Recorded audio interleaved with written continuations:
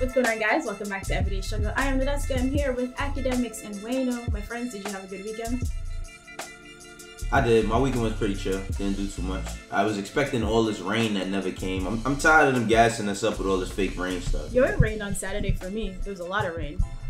I mean, yo, Wayno, man. Yo, what? You New York niggas don't believe in the weather report. You know, these little rain projections is because there's actual hurricanes coming to the coast and it travels up. Like, come on, yeah, bro. no, exactly. So that fake rain. No, listen. You said it right. They have these projections which make you say, all right, I'm gonna alter my whole entire Saturday. I'm not gonna do shit. And then it rained like for 20 minutes and it didn't rain anymore.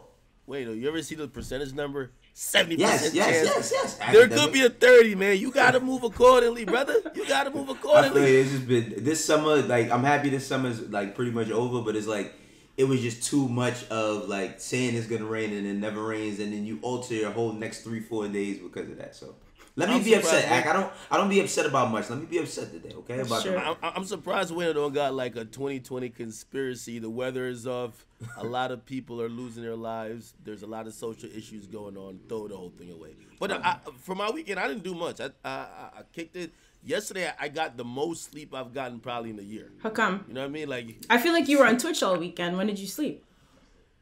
Yesterday. I was gonna get it back on yesterday, but I actually took it down, got some good sleep. What did you do? What did I do? What's up, Wayno? Oh. No, I just remembered that I was on Twitch on Friday myself. I got the... Oh, I seen you with Nas. Yeah, I got a chance to interview Nas. You know, that was pretty dope. So, you know, had fun doing it. Yo, I pop in while this guy's interviewing Nas, and you can tell Wayno is trying to control the fanboy, but he's also trying to be professional.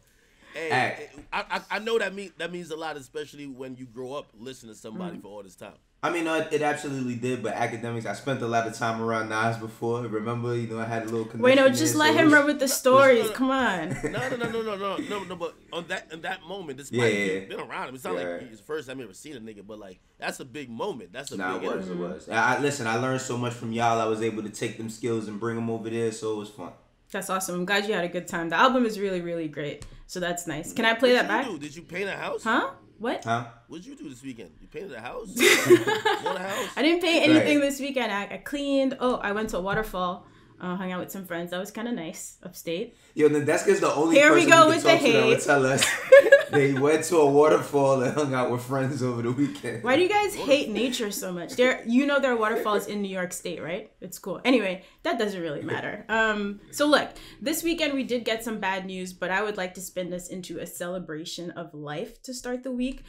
So actor Chadwick Boseman died this weekend at the age of 43. He had a 4-year battle with colon cancer. So obviously, most famously, he starred as King T'Challa in Black Panther. So according to a statement from his family, they said he was diagnosed with stage 3 cancer in 2016, but did not publicly disclose his condition, which is pretty insane. So he's played a lot of great roles. People like Jackie Robinson, James Brown, Thurgood Marshall, and most recently, he was in Spike Lee's film, The Five Bloods. So his family said a lot of those recent films were filmed during and between countless surgeries and chemotherapy. So when the news was announced, a lot of people paid tribute, everyone from Drake to Diddy, Pharrell, Barack Obama. Wayno, I know you're a big fan of the Marvel Universe, so maybe we could start there, how big of a deal it was and how big of an impact Black Panther had. Man, I mean, you know, Black Panther, I mean, the first time me seeing him as Black Panther was in Captain America Civil War, you know, and it felt like it was the right choice. Watching over this weekend, so many people speak about him and his dedication, and then rewatching clips, it's like, damn, like you start to notice things that you didn't notice before, and just to see, like, you know, how hard he was going through all of this pain just is a tribute to how great of a person he is and will be remembered as. One of the biggest things for me with all of this was like seeing clips of him talking about kids that had cancer. He was talking about these 2 kids that had cancer that were saying they were basically holding on to try to see Black Panther, and you can see how much it affected him. And in hindsight, it's 2020. You're like, damn, so he was dealing with this the whole time.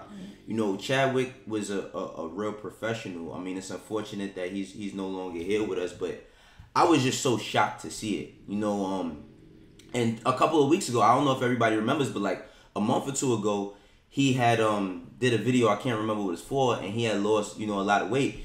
And what was crazy is the amount of people on social media who took that time to joke and speculate, that he wasn't doing good or make light of him not doing good, and for him to pass. It just shows that you got to be a little bit more sensitive, even when you see somebody's conditions changing a bit. But for the most part, like I said, I don't want to remember Chad with the negativity of things. He was a great person, a phenomenal actor. I think that he's immortalized. There'll definitely be another Black Panther, but he'll always be that Black Panther for us. And just to see how influential that movie was, him and Ryan Coogler were talking about how it was going to be the Star Wars for Black people. The one movie that changed everything for us, and they accomplished that. So, condolences to his family, condolences to his friends and everything. And I mean, rock on, I got nothing but good things to say about that man. Absolutely. In the past few months, he was very outspoken about all the social issues that we're dealing with now. And I was recently watching Bob Iger, so he's the CEO of Disney, his masterclass, where he was talking about how much pushback initially they got when they wanted to produce Black Panther, because people didn't even think it would perform well. Clearly it did. So it's really amazing that he gave us that moment, before we lost him. You were going to say something? Yeah, we saw a lot of powerful images and imagery since he passed, and that's where you could kind of see the impact. Impact and legacy, two big things that come to mind when I think about him. Like, I see a bunch of, first of all, he is the first Black superhero. We're not calling Hancock. Hancock's over to the side, but he's the first Black superhero. And you see a bunch of kids, and you could tell, like, I seen kids crying, like holding his action figure. You could tell that what that symbolized to them was that, oh, you could be that too, So that's impact on a different scale when you see how much kids looked at him playing the role of Black Panther, and also what it meant on how they looked at themselves. Outside of Black Panther, I'll be honest, I didn't know too much about all the other things he did. And while I was watching, whether it was him speak, I was seeing some of his performances in other roles. It was easy for me to understand that his legacy is going to continue on for a long time. While he was here, and this is why we have to celebrate him, while he was here, like, he didn't waste his time. While he was here, whether it was helping out other people, whether it was standing for social change, whether it was trying to, again, even when he was supporting his picks for presidential candidates, he didn't know maybe he wouldn't be around to even see the election. But he obviously wanted a better future, not only for himself, but for others and people like him. So it's sad, but I do look at him as super, not only intelligent, but strong, because, he never used that as an excuse. Like, he could have put that out, and whether again, Wayno was saying so many people were joking on, like, a picture they saw of him, like, they were going in. He could have made it clear then, hey, listen, I have a condition. A condition that, I didn't pick. And he could have used that as an excuse for a lot of things. Instead, he dealt with that privately. And, I really have a lot of empathy for his family, because when things like that happen, they're going through it. They finally told us how much he's been through in the last couple of years. But usually things like that could even really tear a family apart. Watching someone, go through all that pain and ultimately lose their life. So, I send all my condolences to his family, his friends, and also anyone who's really affected by his death. Because he was definitely, we don't really realize how someone means until sometimes they're gone, unfortunately. Yeah, that's a fact. Rest in peace. Like I said, condolences to his friends and family. We're losing a lot of Black superheroes this year, but at least the legacy is very, very strong. Last week, we spoke about the NBA teams boycotting playoffs after the shooting of Jacob Blake. So they did boycott for a few days. But on Thursday, after our episode aired, they decided to resume the remainder of the playoffs. So the games restarted on Saturday afternoon after those 3 days of protests. What do you guys think about the way this concluded? I know we were trying to figure out, what the outcome could actually be of them protesting the games. I mean, I was happy for the stance. I was definitely happy for the stance that they took, because it was the first time you've seen them, collectively all together just say that they're not gonna play. I mean, I'm also happy that they came back, because they've been able to use the platform to speak their minds and tell their truths and speak for other people who can't. You know, I think that's the biggest thing about, you know, what the NBA's done this year. And they've always been a league that's let their players voice their opinions or their voices. Use their voices for change. It's just good to see that they're taking into account that this is bigger than them. It's not just a game, and that they're using the game to affect change and influence change however they can. So, I mean, ultimately, you know, I thought that they weren't going to come back. You know, I really thought that they weren't going to come back. But, again, you know, they saw that there's a bigger picture. You know, so salute to everybody in the NBA. Last night there was a game with Utah and Denver, and Jamal Murray, like, you know, he's wearing Breonna Taylor on one sneaker and George Floyd on the other, and he dropped 50 to push the series to Game 6, and he got really emotional after the game, and he was just saying, like, you know, he's playing for them and for their names and for their family. So it just goes to show how much more the game is important than it was before. Yeah, no, I agree. I'm actually glad they did come back. I feel like, you know, to the NBA's credit, of course, they ain't the DA, you know, they aren't the people who are training cops. They don't have the key to just shut off systemic just racism or anything like that. But, you know, they have a huge platform and they have a huge business. I do believe the way how the NBA is going about things, it allows all the players to do what they need to do and get the biggest platform in amplifying those words. And for that reason, I think they should play, because they're not censoring these players. They're not telling them, hey, listen, yo, if you watch them, I don't really even watch the games all like that, so I'll be honest. But the jerseys just say Black Lives Matter. Like, it's pretty much a walking advertisement for Black Lives Matter, and also the fact that, hey, there's some serious social issues going on in our country that needs to be addressed. So for that reason, I can't say, yo, why y'all still playing or this, that, and third. I think it meant a lot that players like LeBron, players like Kawhi, they were down to say, it's cool what we're playing for, but it's even bigger what we're fighting for outside. And we're willing to walk away from this all. And even then, we have to realize that, and this is why LeBron is so dope, and I'm not only going to give him the credit, I'm going to give everyone else collectively with him the credit, because I think the NBA owners do a good job. But even then, when they threaten to say, no, we're done with the season, the owners had to come back and say, yo, could we do more to help in our part of the fight against all this shit going on? And they came back with some more things. Right. So again, to constantly push that line of leverage and force someone's hand to effectively make change, I think the NBA players are doing a fantastic job, and I'm glad they are still playing. You know, cool. It's good to see them continue to push, because I think after that Thursday episode aired, definitely read some more just horrible headlines that Jacob Blake, even after they shot him 7 times, he was still handcuffed to the hospital bed when he got there. Just insane. So protests are definitely continuing. People still looking for justice here. Let us transition to some music. So there's some big albums on the way, including Big Sean, who's dropping this Friday. But this past weekend, a lot of people thought Drake was going to drop his album. Of course, he didn't announce anything, but some of the reasons included, like, the Grammy deadline was August 31st, so they thought he would want to make that cutoff. And then some people believe that Nike was prepping for a surprise collab drop at their Fifth Avenue store, since Drake was in New York at the time. Do you think there were any more basis to this rumors? Let's toss to our Drake expert, DJ Akademiks. Well, you named 2 of them already, but there was rumors, and, like, you know, as I talked to a bunch of people who are within the industry, whether they work at labels doing marketing or shit, sometimes they work with an artist themselves, you know, on the team, or sometimes the artists themselves.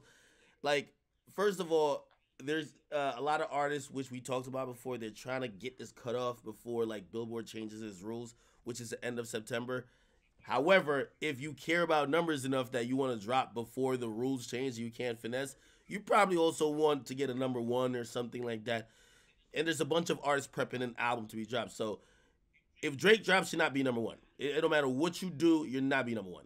So artists has been trying to, like, you know, avoid Drake dropping. Trust me, I got word that last time when Drake dropped Dark Lane Demos, it was so much out the blue that, you know, some people were perturbed that it robbed it robbed Lil Baby's album, The Deluxe, My Turn, of being #1 that week again.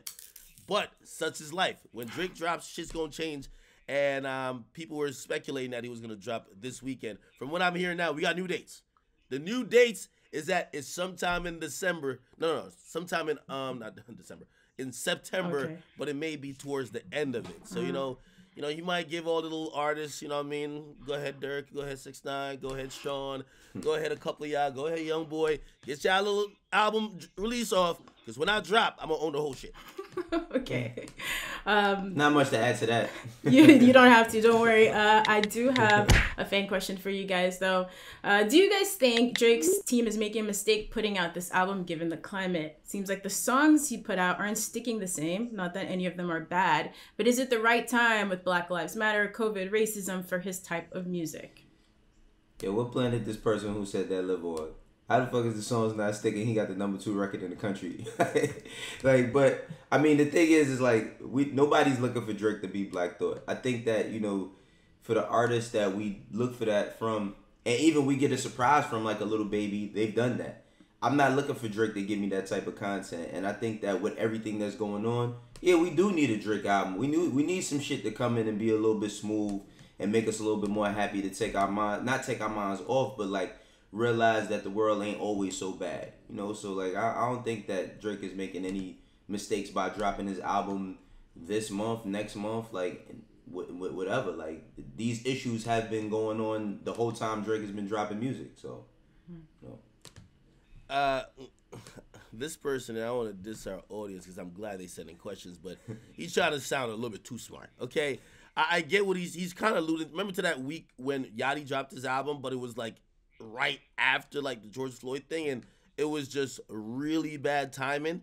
We're not in that period anymore, even though we're still in a period of, you know, acknowledging what's going on, but you could drop regular music. Also, before this guy tried to sound super smart, the #1 song in the country is called Wet Ass Pussy. Like, let's be very clear, and that song is sticking.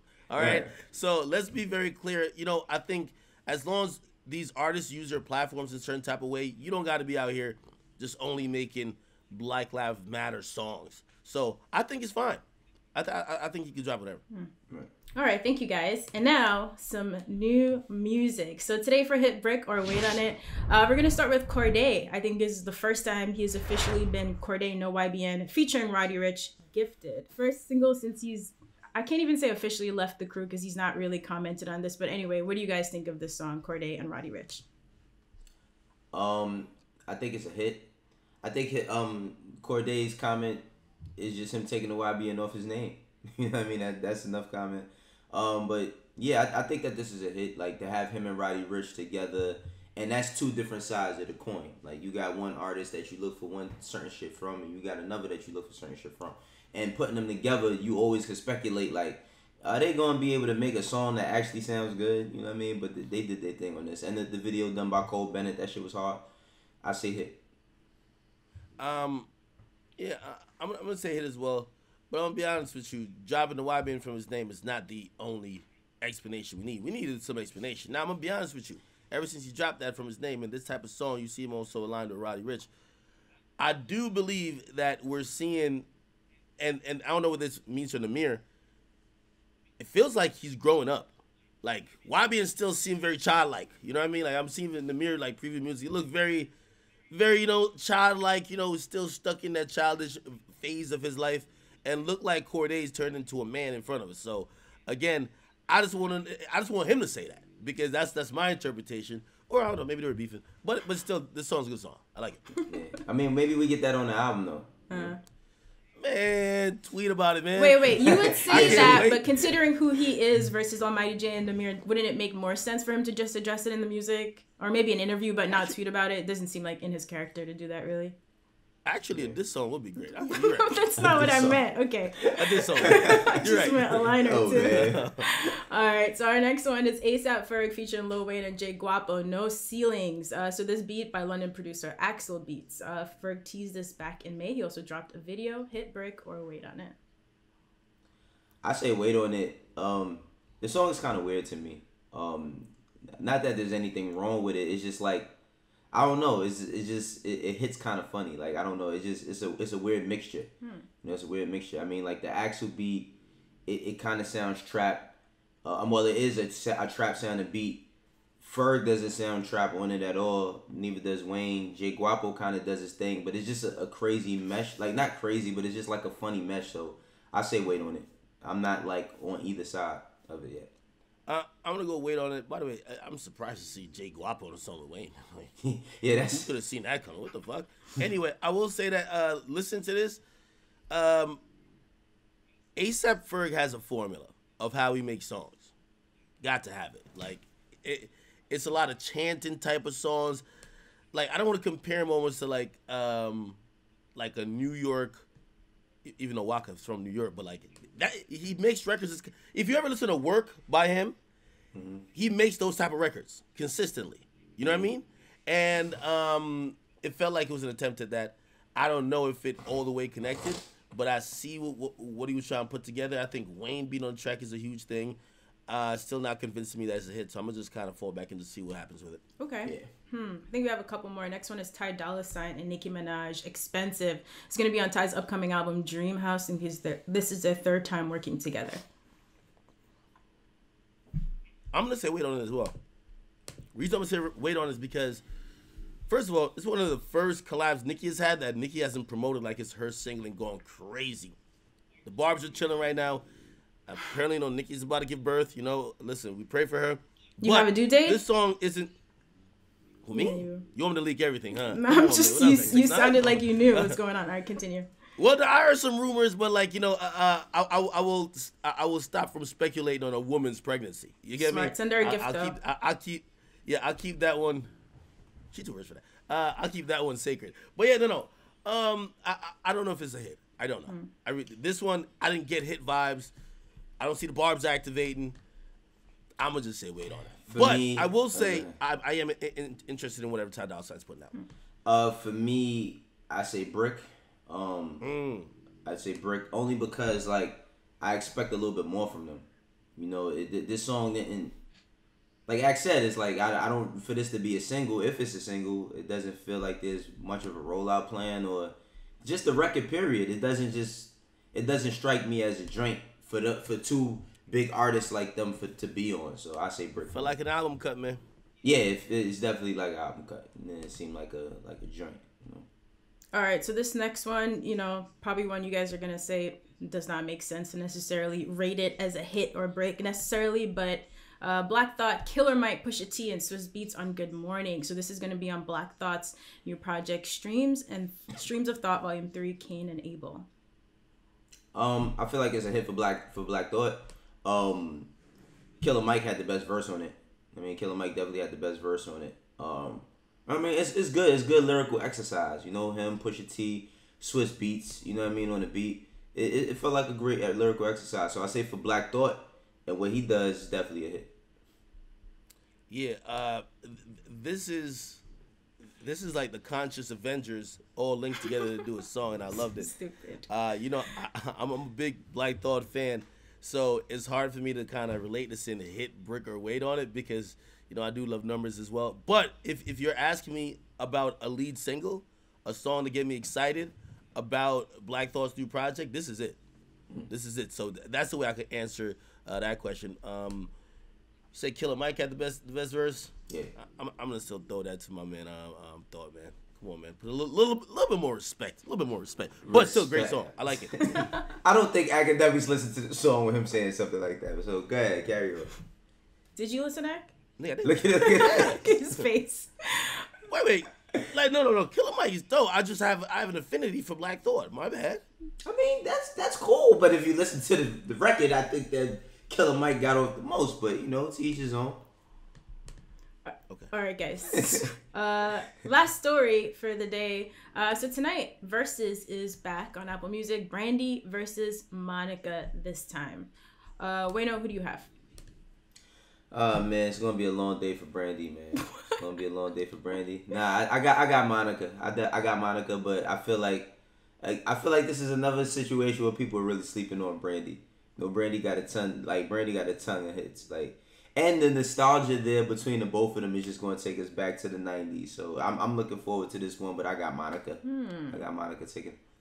I'm not gonna make a pick, and I'll keep it 100. Like I feel like this is gonna be a refresher court. Well, because honestly, anytime I make a pick, I could kind of think of 20 hits for either person. It's been a while for both of them. I can't think of 20 for none of them. So, and hold on, not saying they don't have it, but that's what I'm saying. It's a refresher course for me.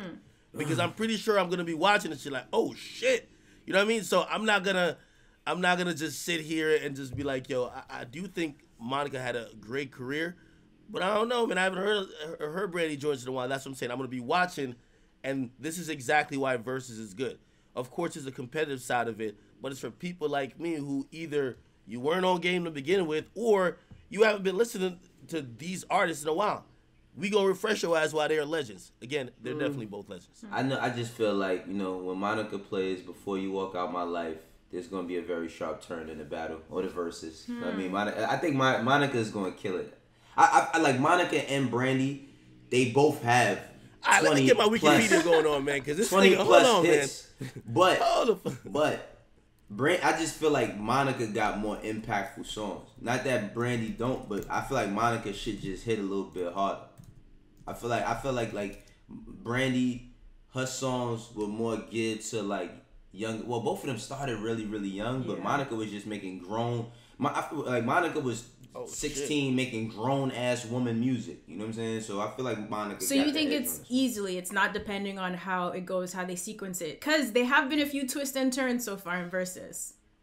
I don't think it's easily. I feel like Brandy's definitely I'm looking the at 2 Monica's Chainz. shit right now on her discography, and this is listen. But I feel like Brandy is definitely like the 2 Chainz to the Ross of this battle, where she's gonna have moments, like a lot of moments where you cannot sleep. You know what on that mean? her at all. That mean that only if Monica fumbles the bag could Brandy have a chance.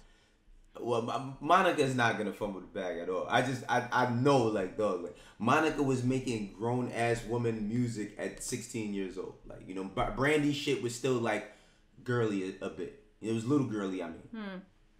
All right, gentlemen, stay tuned. We'll discuss tomorrow. This is the first time I think Aka's never made a pick. You usually always have one. So I appreciate it. No, I appreciate it. I'm gonna appreciate the music. All right, appreciate I love it. Okay, we'll check in tomorrow. Guys, thank you for watching Everyday Struggle. You can keep sending us fan questions. We're on Twitter at Everyday Struggle with 2 G's, and we'll see you here tomorrow on Complex. Rest in peace, Chadwick. Peace, y'all.